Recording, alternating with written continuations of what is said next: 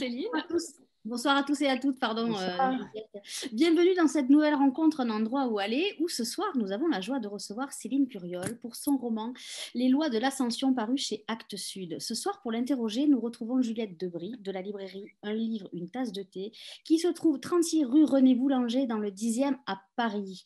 Avant de vous laisser la parole, mesdames, pour discuter de ce fabuleux roman, je vais rappeler à nos amis participants, lecteurs, qui peuvent poser des questions à Céline par mon intermédiaire en utilisant l'onglet Converser.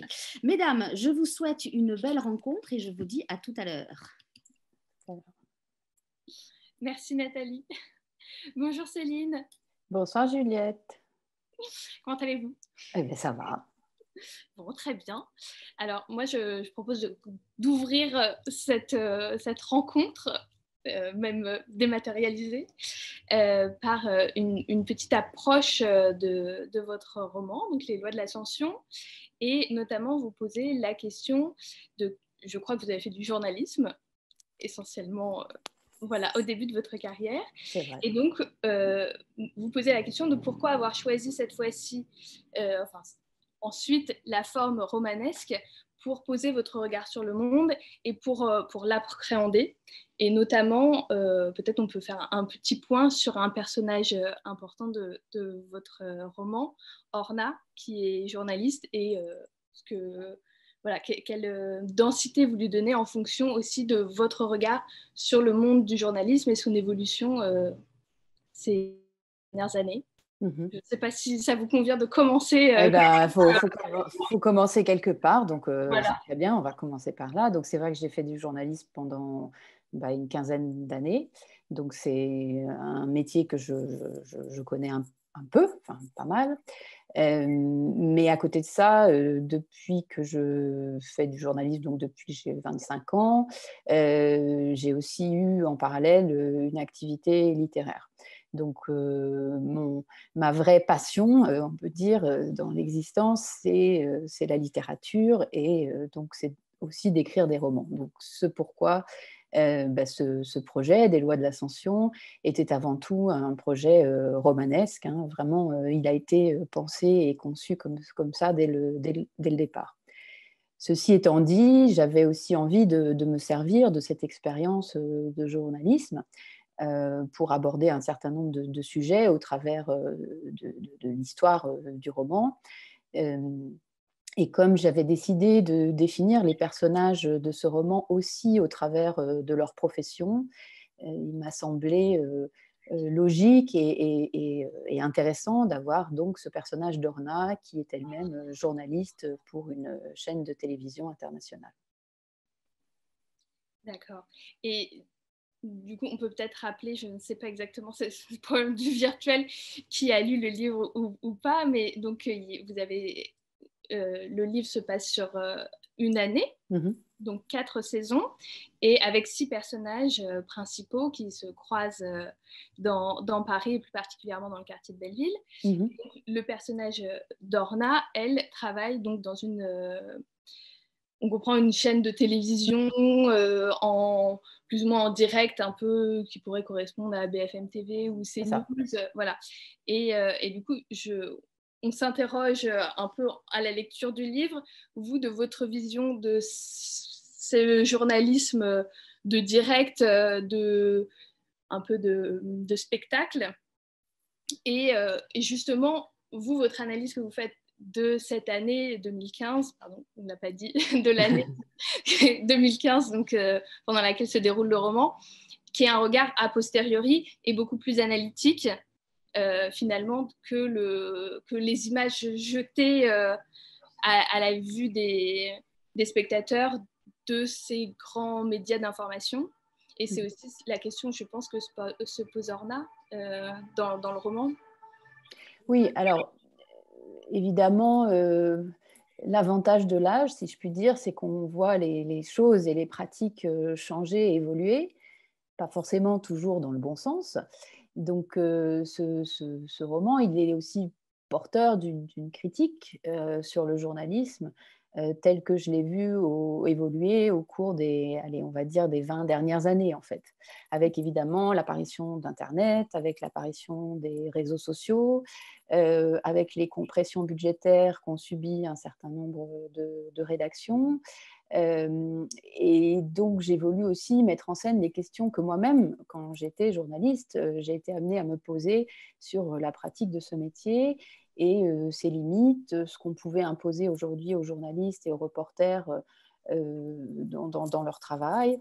Et étant donné le fait que j'ai travaillé pour aussi bien des médias écrits que pour la radio, que pour la télévision, il y a des différences entre ces médias qui me semblaient importantes de souligner.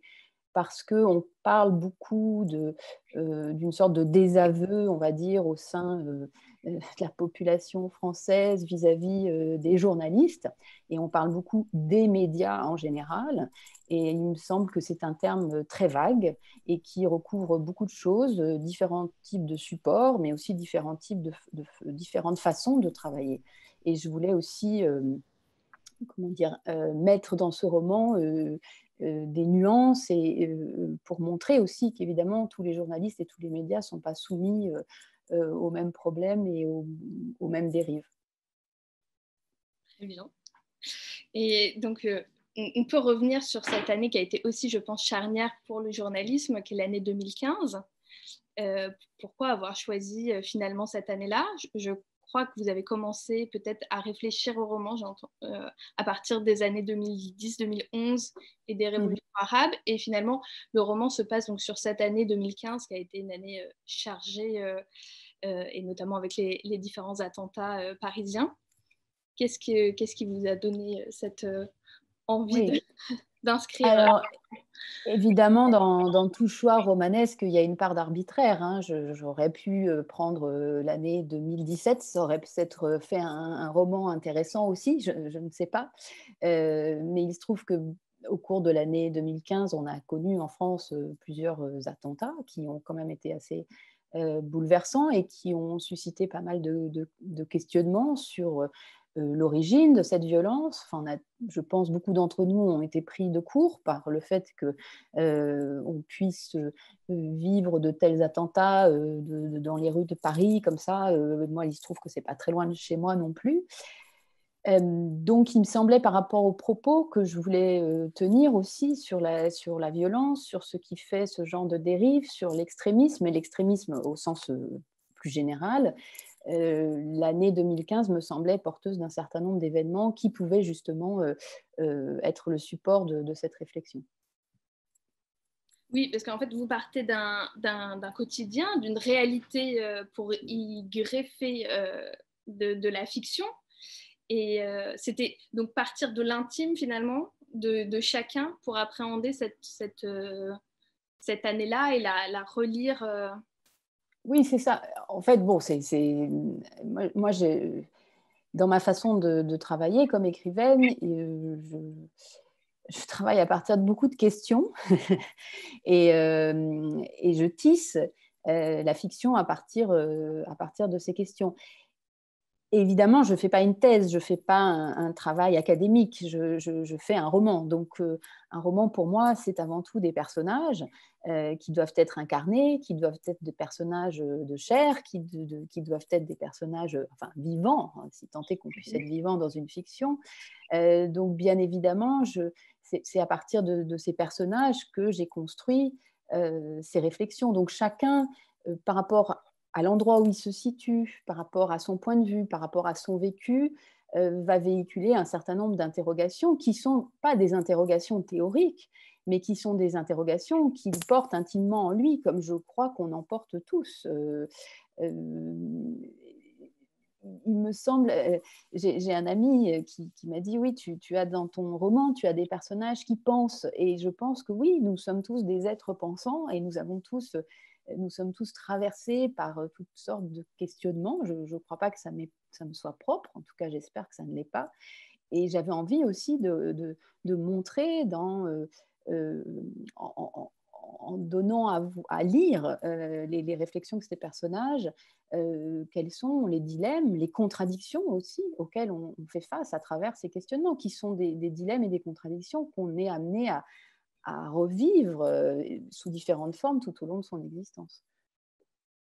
Oui, et puis effectivement, la question que se pose chez tous les personnages du livre, c'est la question de savoir quand est-ce que l'intime et les questions personnelles et individuelles prennent le pas sur des questions plus globales, des questions d'engagement, de bien commun, dans une société, effectivement, à quel point on peut aller jusqu'à un certain point du paradoxe de ce qu'on s'est imaginé, de ce qu'on a pensé, de ses idéaux et de son action quotidienne, et comment finalement, parfois le quotidien prend un peu le pas sur les idéaux, et comment au contraire on arrive, je ne sais pas si c'est ce qu'il faut préconiser, mais à rentrer dans ces valeurs et travailler au bien commun.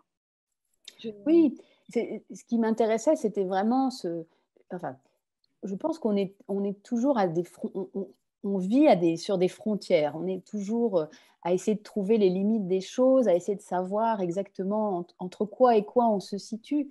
Et on n'est pas, en tant qu'être humain, il me semble, des entités fermées, hermétiques.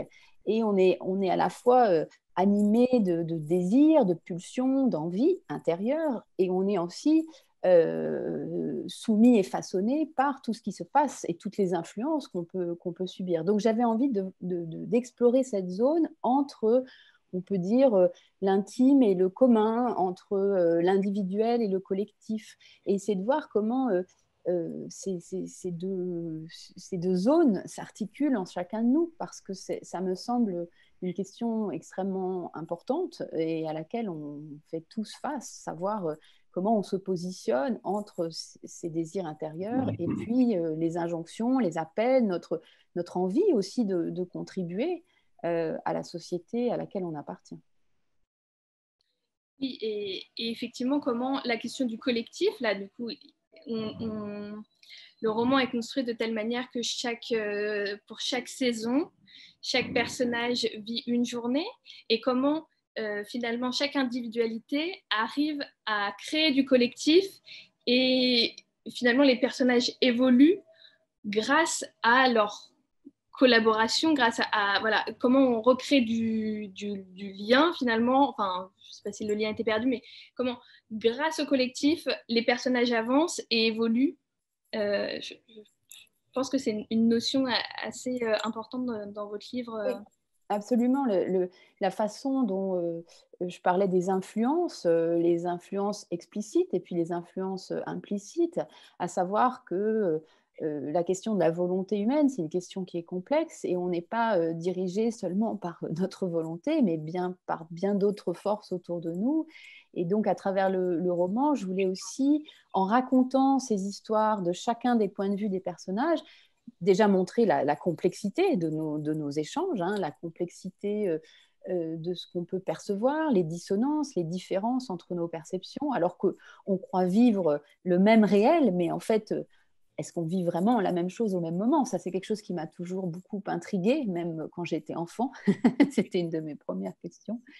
Donc, effectivement, par ce roman, j'essaie oui, de donner à voir ou à sentir comment ces influences jouent sur chacun des personnages. Oui, et notamment, je pense qu'on peut s'arrêter sur un des personnages, qui est le personnage de Pavel, qui est psychanalyste. Je pense que c'est pas un hasard si vous avez mis un psychanalyste dans et notamment quel lien il fait, lui, dans ce... Quelle place a la psychanalyse et la psychologie, peut-être au sens plus large, dans ce collectif, justement. Comment, en prenant soin de soi, on arrive à aller au collectif, enfin, en prenant soin de soi, voilà, je ne sais pas si je suis claire, c'est pas prendre soin de soi l'expression que je cherchais, mais voilà, comment, finalement, en étant en accord, plus ou moins en se connaissant soi-même, on arrive à aller vers le collectif. Oui, ça serait peut-être... alors là, je vais encore revenir à mes questions, je vais vous casser les pieds avec ça, mais en s'interrogeant sur d'où l'on parle, c'est-à-dire quelle est notre subjectivité quand on agit ou quand on pense, pour pouvoir avoir l'interaction la plus ouverte possible sur le monde et avec les autres. Alors, on peut revenir sur Pavel. J'avais envie de mettre un personnage de psychanalyste parce que c'est aussi un archétype de notre époque. C'est quand même la preuve, là, le succès de la série télé là, en thérapie, ça montre, c'est devenu un archétype de notre époque. Donc j'avais envie de mettre ce personnage et à travers lui, de montrer de façon un peu drôle aussi. J'ai travaillé à reconstituer des consultations avec ce psychanalyste et que je voulais un peu ironique aussi, où chacun vient un peu compter ses mots sur le divan. Mais on se rend compte à travers Pavel que finalement, même la guérison, entre guillemets, ou l'évolution dans nos positionnements passe par l'intermédiaire d'un autre, qui est le psychanalyste. C'est-à-dire que tout seul, on ne peut pas guérir, tout seul, on ne peut pas évoluer, tout seul, donc notre subjectivité, elle est aussi nourrie par celle des autres. Oui. Oui, et comment justement on arrive à créer du collectif, notamment dans la société, comment on arrive à faire évoluer la société grâce au collectif et grâce à l'organisation finalement de nos sociétés et de ces différentes individualités qui sont effectivement prises chacune dans des intimités différentes, dans des individualismes différents et qui ne sont pas toujours raccords au même moment pour finalement à cause de cette individualité ou grâce, parce que c'est aussi une complexité importante de la société, mais comment voilà, ces différentes individualités n'arrivent pas toujours à trouver la bonne temporalité pour arriver à quelque chose de collectif. Et quand on pense notamment, dans le livre, on sous-tend les révolutions arabes, je mets en guillemets qui fêtent en ce moment leurs 10 ans, et comment des luttes peuvent être un peu éclatées suivant différentes catégories sociales et autres. Et voilà, comment essayer de créer une sorte de collectif, de rassemblement d'individualité pour aller vers un changement dans notre société. Oui, quand je vous écoute, il y a le mot accord qui me vient, c'est-à-dire un accord en musique, mais un accord aussi entre des parties pour essayer d'avancer ensemble, peut-être dans une même direction. Mais c'est vrai qu'on le constate aujourd'hui, le roman traite aussi des grandes questions que peuvent être l'environnement, que peuvent être, je l'ai dit au début, la violence, et on se rend compte d'un certain nombre d'échecs que l'on rencontre dans cette capacité ou pas à se mettre d'accord ou à mener une action concertée. Et la question aussi que je me suis posée avec ce roman, c'est à savoir cet individualisme dont on parle tant, qui serait le fruit du capitalisme dans lequel on vit, est-ce qu'il est vraiment plus aigu, plus prononcé, plus délétère qu'il ne l'était il y a un siècle, par exemple? Est-ce que l'individu du XXIe siècle est un individu foncièrement individualiste, ou est-ce que finalement on ne peut pas se débarrasser du collectif? Grosse question. Grande question. 850 pages plus tard, vous aurez peut-être la réponse. On n'a pas montré le livre, en vrai. Voilà, effectivement, c'est assez épais. Après, se pose la question du personnage de Mehdi, qui est un personnage assez clé dans le roman. Peut-être, je vous laisse le présenter, peut-être Mehdi, et après, je vous pose ma question. D'accord.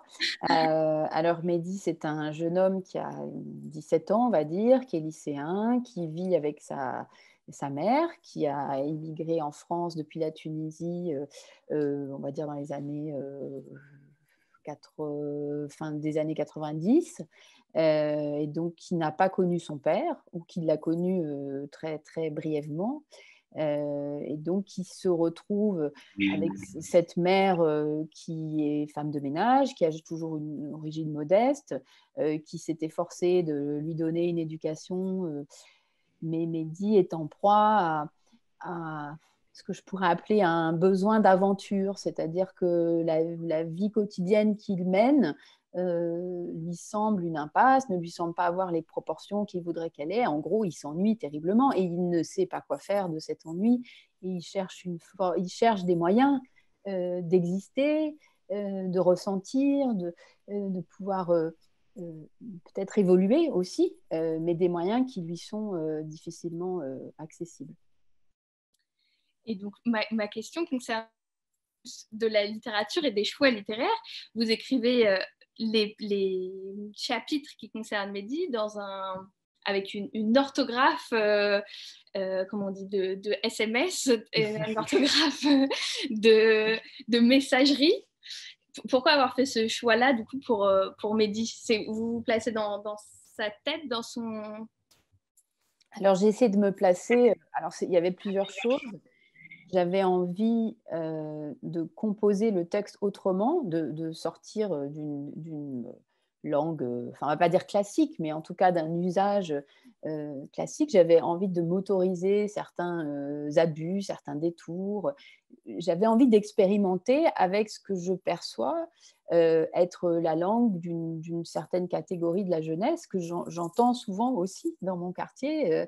Je m'interrogeais beaucoup sur cette langue-là qui, alors ça pose plein de questions, je ne sais pas si on pourrait toutes les aborder, mais qui est du français, mais qui est un français en évolution et qui porte toutes sortes de choses très intéressantes, toutes sortes de...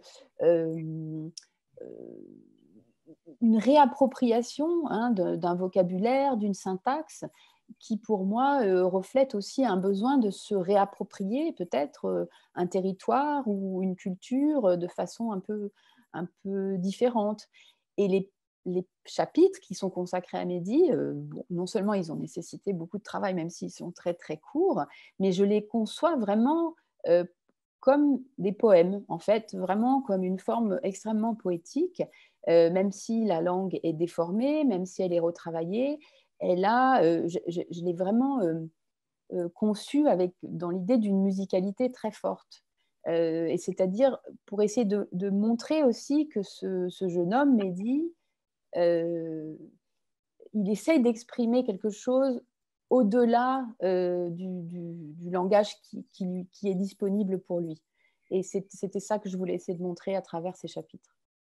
On ressent effectivement bien la musicalité quand on lit. C'est assez clair, effectivement. Mais il y a une certaine violence aussi dans cet emploi de la langue, un non-respect de la langue. Alors moi qui étais une bonne étudiante, qui ai toujours bien respecté les conventions, je voulais aussi me mettre à la place de quelqu'un qui n'a pas ses limites, qui n'a pas ses barrières. Et de quoi est chargée sa langue par rapport à ma langue naturelle, si une telle chose existe. Oui. Et donc, on peut peut-être venir au titre de votre livre, les lois de l'ascension, l'ascension sociale, l'ascension de la rue de Belleville qui monte, l'ascension s'élever par rapport à quoi, par rapport à qui? Alors oui, vous avez tout résumé. Il y a quelques années, j'ai lu un texte d'un anthropologue qui s'appelle Pierre Clastre et qui m'avait beaucoup marqué dans le sens où il essaye de décrire ce besoin qu'il considère inhérent à tous les êtres humains de sortir de sa condition première. Et c'est quelque chose qui m'avait beaucoup interrogée à l'époque. Je m'étais dit, oui, est-ce que tous, autant que nous sommes, nous avons ce besoin de changer notre condition première. Alors, on peut entendre condition première comme condition sociale, mais est-ce que notre réalisation comme individu n'est pas justement de s'inventer une autre condition que celle qui nous est donnée ou qu'on perçoit nous être donnée au départ? Donc, l'idée d'ascension, c'était aussi ce que je perçois comme une forme de fascination que nous avons tous pour l'idée de s'élever. Enfin, quand vous regardez l'architecture contemporaine, vous regardez les gratte-ciel, vous regardez la tour Eiffel, qui est aussi présente dans le roman, il y a cette idée que monter, c'est bien. Et puis, en tant qu'individu, quand on grandit, on s'élève, on est à quatre pattes, et puis un jour, on se met debout. Et dans la symbolique, l'ascension apparaît quand même comme une réalisation de soi. Et la chute, évidemment, comme l'échec. Donc, c'était autour de cette idée qui était aussi celle de l'ambition. Qu'est-ce que c'est être ambitieux? Parce que ces personnages, finalement, ils ont tous eu ou ont encore une certaine ambition. Et est-ce que cette ambition les porte ou est-ce qu'elle les détruit? Je voulais aussi interroger ça. Qu'est-ce que c'est être ambitieux, en fait? Est-ce que ça veut dire écraser les autres à son propre profit? Ou est-ce que ça veut dire essayer justement de changer vers le mieux pour pouvoir apporter quelque chose au collectif? Oui, effectivement. Et comment cette ambition peut se heurter au bien commun et à cette... Voilà, c'est ça. Et ça, c'est parce que nos systèmes éducatifs nous poussent à être ambitieux. Je pense que la façon dont on est noté, dont on est hiérarchisé, les systèmes de sélection nous poussent très jeunes à être dans l'ambition. Après, qu'est-ce qu'on en fait? Une ambition, pourquoi? Est-ce que vraiment cette ambition, elle est seulement au service d'un système économique ou est-ce qu'elle est au service d'autres causes? Et est-ce qu'on peut être au service d'autres causes sans renier, on va dire, ses ambitions premières, en tout cas celles qu'on a conçues comme étant les nôtres au départ? Voilà, ça c'est aussi une des questions du livre. Ah, très bien. Alors, je vois que l'heure tourne et donc je voulais en venir quand même, on a plein d'autres questions, mais en venir à la question de la ville qui est quand même au cœur du roman. Je ne sais pas si on peut la considérer comme un personnage à part entière, mais tous les personnages y évoluent, s'y rencontrent et vous dédiez à la fin de votre livre un petit mot à Paul Auster. Donc, je voulais savoir quelle place le quartier, alors peut-être on peut resituer le quartier de Belleville dans Paris. Je vous laisse, c'est votre quartier. Ah, bah non, mais il n'est pas qu'à moi, hein, tout le monde Non, peut. non, je l'aime beaucoup aussi. Donc, c'est un quartier qui est situé dans le 20e arrondissement donc, de Paris, donc au nord-est. Il a l'avantage de posséder une colline, ce qui n'est pas très fréquent dans Paris. Enfin, il y a quelques collines, mais il n'y en a pas beaucoup. Donc aussi, vous aviez dit l'ascension. Alors moi, j'aime bien, peut-être que je souffre du mal de l'ascension, j'aime bien les collines.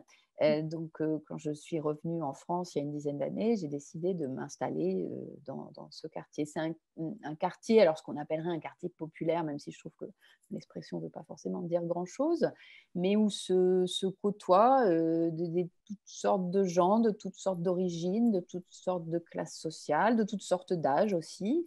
Et je trouve alors je ne sais pas si c'est un mélange, mais en tout cas, ce foisonnement très, très intéressant. Et il me rappelle d'autres villes, pas françaises, dans lesquelles j'ai vécu, où il y a justement une grande diversité au niveau de la population. Et comme romancière, j'ai toujours voulu, dans mes livres, accorder une grande place au lieu, parce que je pense que nous sommes aussi situés dans l'espace, nous ne sommes pas des objets flottants, nous avons des liens avec notre environnement, et lui aussi a une influence importante sur nous. Et donc, pour les personnages, j'ai envie, j'ai besoin qu'ils habitent quelque part, qu'ils habitent un lieu avec lequel ils interagissent, avec lequel ils ont une vie sensorielle aussi, avec ses odeurs, avec ce qu'on peut voir. Il y a beaucoup de choses dans le roman, enfin j'ai essayé, qui sont de l'ordre de la perception, c'est-à-dire comment chacun regarde, est touché par cet environnement dans lequel il vit et qui est, à mon sens, à Belleville, plus particulier qu'un autre. Oui, effectivement, on suit les développements des personnages au fur et à mesure. Et c'est vrai qu'en connaissant les différents trajets de métro, on est vraiment embarqué avec eux dans effectivement, sensoriellement, on sent l'odeur de métro en lisant. C'est pas le mieux, mais... Non, mais ça fait partie du quotidien.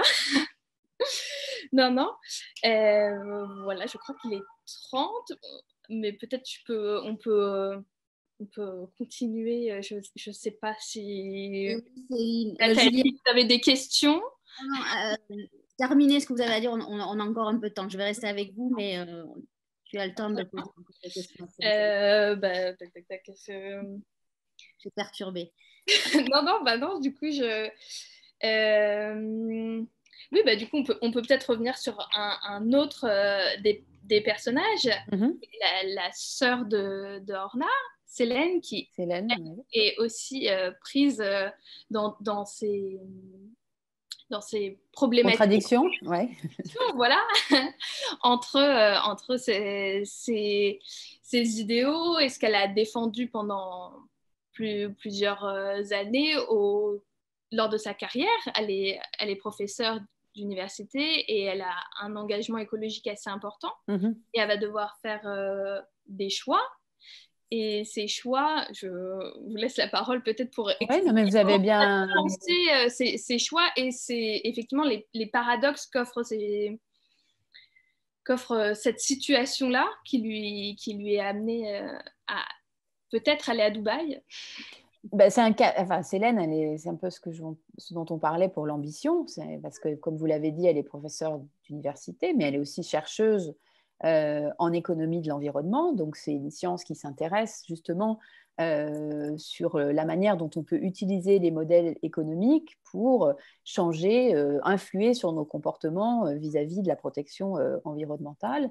Et c'est quelqu'un qui a été très dévoué à cette défense de l'environnement, à essayer de réfléchir à ces modèles économiques et qui se retrouve à qui on propose un poste important dans une université à Dubaï où doit être ouvert un département de sciences de l'environnement. C'est un poste assez prestigieux, c'est un poste qui lui permettrait de partir à l'étranger, c'est un poste qui lui offrirait, parce que l'université où elle doit aller à Dubaï est plus riche, donc qui lui offrirait des possibilités de recherche plus importantes.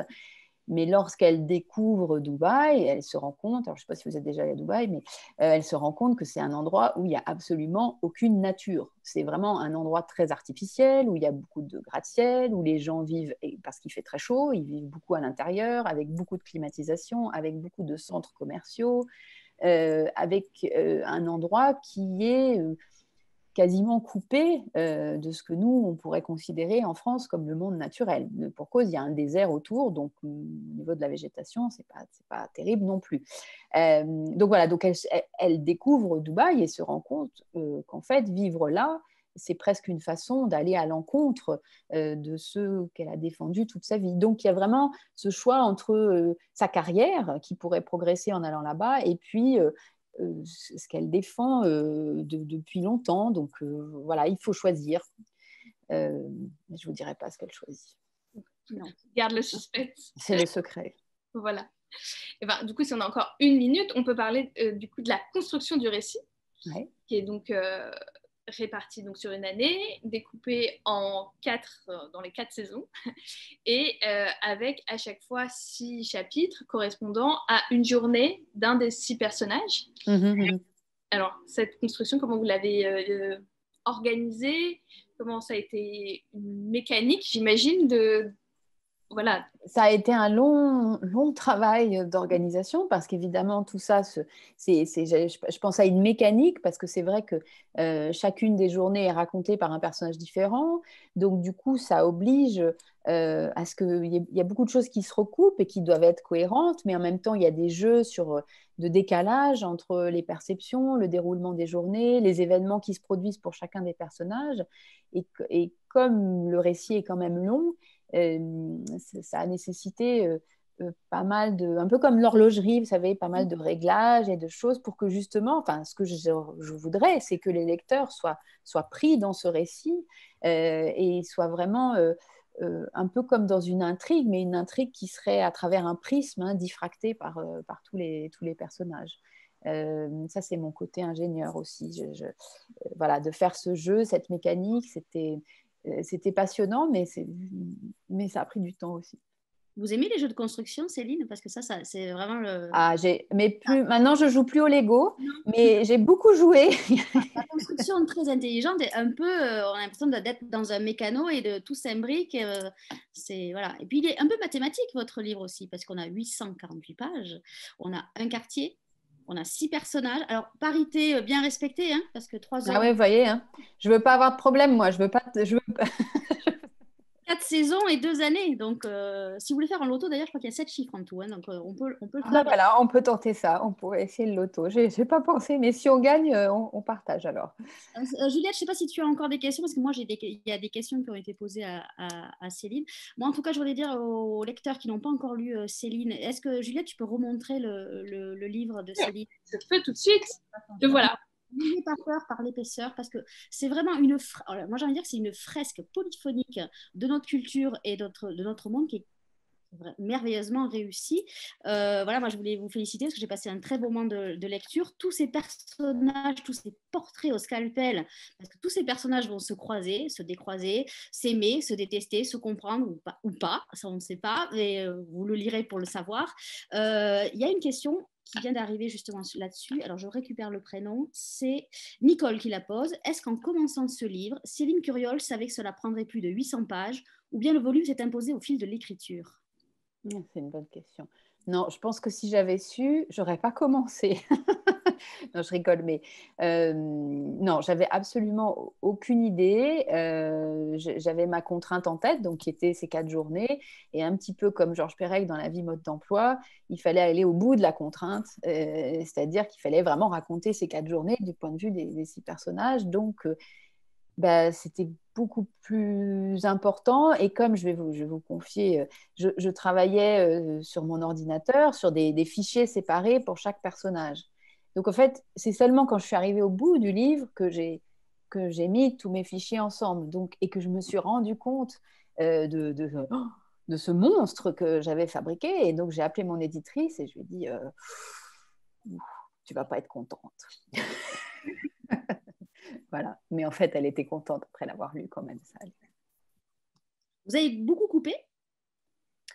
J'ai un peu coupé. Il faisait plus de 800 pages au début. Je pense qu'il devait faire peut-être, je sais pas, 50, 70 pages en plus.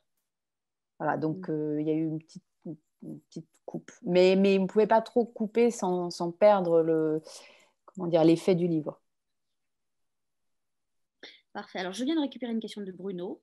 Beaucoup pointent volontiers votre formation d'origine au regard de votre activité d'écriture actuelle. Selon vous, les esprits plus portés sur la rationalité, le cartésien, parviennent-ils plus facilement à lutter ou mieux réagir contre de tels traumatismes ou au contraire?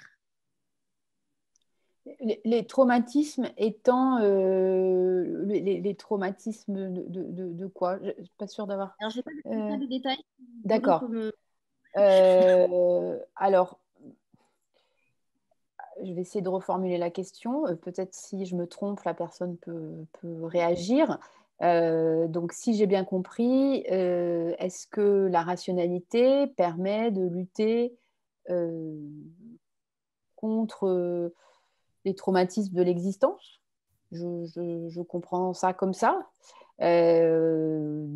Alors, je ne pense pas. Si c'est ça la question, hein, je ne pense pas. Je pense que la rationalité peut permettre de mettre on va dire, terme commun actuellement, de mettre à distance un certain nombre de choses, de comprendre, d'analyser peut-être, parce que face au traumatisme, c'est vrai que on essaye de comprendre le plus possible. C'est aussi une arme de défense. Après, je pense que notre constitution affective et émotionnelle joue aussi, alors qui n'est pas séparée de la rationalité. Ça, c'est vraiment une chose importante à dire, c'est que nous n'avons pas notre esprit rationnel et puis notre cœur émotionnel. Hein. Tout ça, ça s'est imbriqué, ça fonctionne ensemble. Et il y a des recherches des recherches très sérieuses, scientifiques, qui ont été faites sur la façon dont nos émotions nous aident aussi à prendre des décisions. C'est-à-dire que notre vie émotionnelle façonne aussi notre rationalité. Donc, ce sont deux choses qui fonctionnent ensemble. Mais je me suis peut-être un petit peu perdue. Mais je pense, en tout cas, pour résumer, que la rationalité n'est pas évidemment la seule chose qui nous protège des traumatismes. Parfait. Alors, une autre question qui vient d'Aurélie. Quel chemin se tisse entre vos différents livres? Une bonne question. Quel chemin j'espère que ça s'améliore, mais ça, c'est un peu un vœu pieux, comme on dit. Peut-être c'est le chemin de ma vie, parce que finalement, on n'est jamais... Moi, je me rends compte quand, par hasard, je retombe sur des choses que j'ai pu écrire il y a 10-15 ans, je me dis, mais qui est-ce qui a écrit ça? C'était qui? C'était qui cette personne? Donc, on écrit aussi avec ce qu'on est à chaque instant. Et c'est intéressant de se rendre compte qu'on se dit qu'on ne change pas, mais finalement, on change énormément. Enfin, moi, je pense qu'on voilà, on a nos sensibilités, justement, nos influences. Donc, peut-être qu'en mettant mes livres bout à bout, il y aurait un petit peu du reflet de ce qui a pu m'animer au fil des années. Alors, Eric est un peu dans la continuité. À quel livre revenez-vous toujours? S'il y en a un. En général ou parmi mes livres? Oh, si c'est parmi mes livres, je ne reviens pas trop. J'essaye plutôt de regarder ce qui vient après plutôt que ce qu'il y a derrière. Et sinon, il y en a tellement. En tant que lectrice, est-ce qu'il y a lectrice, oui. En tant que lectrice. Je reviens souvent à mon ami, je dis mon ami, mais parce que j'ai l'impression de le connaître, George Orwell. Je reviens souvent à lui, mais pas tant pour ses textes que pour son positionnement par rapport à l'écriture, son exigence dans l'écriture, son rapport politique aussi à l'écriture romanesque. Donc, c'est souvent une inspiration. À quel livre je reviens? Je reviens plus. En fait, je ne sais pas si je peux dire que je reviens à un livre, ça serait plutôt à des auteurs, à des figures d'inspiration. Par exemple, Kafka est quelqu'un qui je vais pas dire me hante. Beckett est quelqu'un aussi. Qui d'autre? Nathalie Sarraute, par exemple, c'est quelqu'un dont on ne parle pas plus très souvent, malheureusement, mais qui pour moi a une grande influence. Simone de Beauvoir aussi, mais vous allez me dire qu'on ne lit plus tellement les romans de Simone de Beauvoir non plus, et pourtant, à l'école. À l'école, ouais. Ce qui est un peu tue l'amour, l'étude des romans à l'école. Je sais parce que je donne des ateliers d'écriture à des étudiants et c'est vrai que, oh là là, on a lu ça à l'école, alors là, vraiment, le livre est mort. Voilà, mais voilà, c'est ma réponse à la question. Alors, Hélène voudrait savoir, le personnage de Mehdi n'intervient pas au printemps. Comment interpréter ce choix? Ah oui, il n'a que 3 parties. Ah, c'est une question compliquée. Parce que justement, on peut supposer que il est emmené, il est arrêté. Mais si je parle de ça, c'est vrai que je vais un petit peu quand même dévoiler la fin de l'histoire. Je ne sais pas si, disons, on peut supposer qu'il sort du collectif. Voilà, qui n'est plus, si on considère le livre comme une polyphonie, il ne peut plus participer à cette polyphonie, il n'a plus sa voix, il n'est plus dans le collectif parce qu'il est mis à l'écart. Voilà, on va dire comme ça, on ne révèle pas trop de l'histoire. Alors, moi, j'ai trouvé dans votre livre beaucoup de thématiques, genre suis-je en phase avec moi-même, que faire de ma vie, où est la solidarité, quelle est la place du travail. C'était important pour vous d'imbriquer toutes ces thématiques dans ce roman? Oui, parce que comme vous l'avez dit au début, et je trouvais que c'était très juste, il y avait vraiment cette idée de fresque, de dire qu'est-ce que c'est notre époque. Alors, ça c'était en 2015, à l'époque c'était entre 2010 et... C'est quoi cette époque? Qu'est-ce qui la caractérise? Qu'est-ce qui la rend particulière par rapport à d'autres époques? On dit à notre époque, mais oui, mais ça veut dire quoi à notre époque? C'est quoi notre époque? Donc, ces questions que vous avez citées participaient aussi d'une manière de rendre compte de ce qu'était notre époque, parce que je pense que les questions, la façon dont on pose les questions qui nous animent caractérisent aussi qui nous sommes en tant qu'espèce et en tant que civilisation ou société. Et selon vous, quelle est la place de l'écrivain à l'heure actuelle? À l'heure actuelle, c'est un pléonasme. Mais voilà. C'est une bonne question. C'est une bonne question. Je pense que le risque pour les écrivains contemporains, c'est de devenir plus des porteurs de divertissement que des penseurs. Enfin, c'est comme ça que je le vois. Je pense que la littérature est un champ de recherche. Il y a un prix Nobel de littérature. C'est un champ de recherche, à mon sens, au même titre que la médecine, que la physique, que les mathématiques. Et c'est un champ de recherche qui a besoin de diversité, qui a besoin d'audace, qui a besoin de ne pas toujours être dans la séduction du lecteur. Et je pense que si on parle d'écosystème, puisque c'est un mot qu'on aime bien en ce moment, l'écosystème entre les libraires, les auteurs, les éditeurs, c'est quelque chose qui est assez fragile aussi et qui doit être fait contre un certain nombre de pressions, qu'elles soient financières, qu'elles soient ou autres, de ce qu'on perçoit être les goûts d'un public qu'on ne définit pas vraiment. Donc pour moi, la place de l'écrivain, elle est très importante, enfin, comme elle a toujours été, parce que le langage nous constitue et que si on fige le langage, on n'est pas à l'abri de la manipulation. Enfin, c'est ça, c'est Orwell. Hein. Si on n'est pas toujours en train de travailler ce langage, de reproposer des formulations, de reproposer, de faire vivre la langue, ben, c'est un petit peu notre âme qui meurt. Donc les écrivains sont essentiels en ce sens-là, s'ils ne se plient pas eux-mêmes à un certain nombre de compromis qui me semblent nuire à leur art. Alors, une question de Valérie. Votre précédent roman daté de 2016, là, celui-ci vient de sortir en 2021. Vous avez mis 5 ans pour écrire Les lois de l'Ascension? Ah oui, j'ai mis 5 ans, j'ai même mis un petit peu, enfin, ça dépend toujours où est-ce qu'on considère que commence l'écriture. Si c'est quand on commence vraiment à écrire, moi je pense qu'elle commence bien avant, quand on commence à rêver ou rêvasser sur un texte. Mais oui, je pense que c'est un travail, même si je prends toute la durée de 7 ou 8 ans. Voilà. Mais c'est bien, j'ai un bon taux horaire de rémunération, donc ça va, j'ai gagné beaucoup, beaucoup d'argent avec ce livre. Hélène revient sur, parce que tout à l'heure on parlait de séries justement. Est-ce que les Ouais. séries ont influencé votre écriture? Ah ben ça, c'est une bonne question. Alors, je ne sais pas. Alors, c'est intéressant de savoir si dire qu'on regarde des séries, c'est devenu quelque chose de nuisible ou si c'est quelque chose de bien. Je ne sais pas bien si on doit le dire ou pas encore, si c'est quelque chose d'avouable. Moi, je regarde des séries, je n'en regarde pas beaucoup, mais j'en ai regardé quelques-unes aussi pour comprendre pourquoi elles intéressent tant de monde. Est-ce que ça a influencé mon écriture? Je ne saurais pas dire. Euh, je pense que comme tout ce qu'on vit, ça a une influence. Après, mesurer cette influence, je ne saurais pas. Mais par contre, je trouve que comment dire, c'est l'idée du feuilleton, en fait, qui était déjà, la littérature était beaucoup plus en avance, parce qu'elle faisait du feuilleton. Aujourd'hui, on ne fait plus tellement ça, ou alors peut-être sur Internet.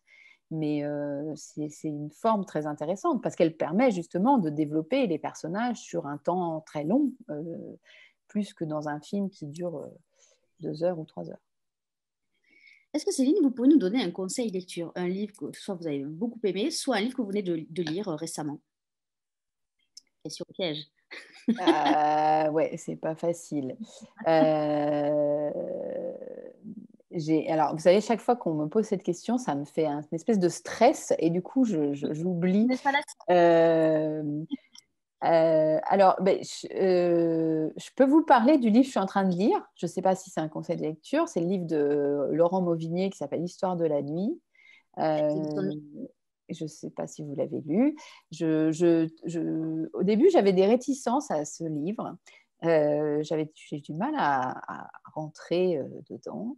Et en fait, je trouve que Mauvigné fait quelque chose d'assez fort, c'est-à-dire que c'est un livre aussi très épais, donc j'étais curieuse de voir aussi comment il se sortait de ça.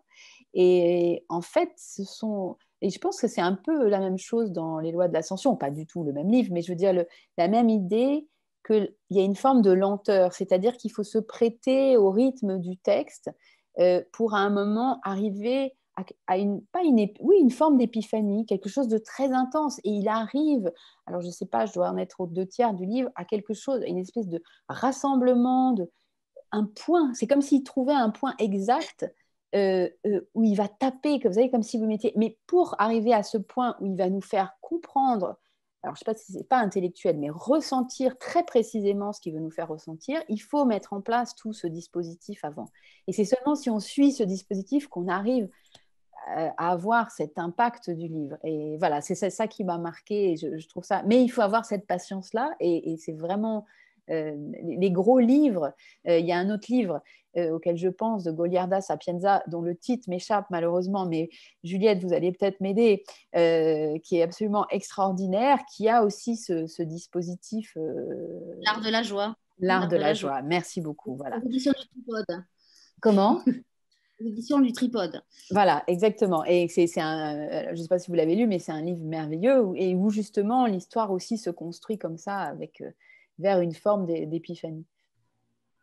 Alors moi, je n'ai plus de questions. Je vais redire que votre roman, Les lois de l'ascension, sorti aux éditions Actes Sud, sont disponibles à la librairie de Juliette Debry, qui s'appelle Un livre, une tasse de thé, qui se trouve 36 rue René Bélanger dans le 10e. Je vais remercier chaleureusement notre librairie partenaire ce soir, qui était la librairie Place Ronde à Lille. Donc vous trouverez aussi le livre là-bas. Et de toute façon, il est sur toutes les tables des librairies de France.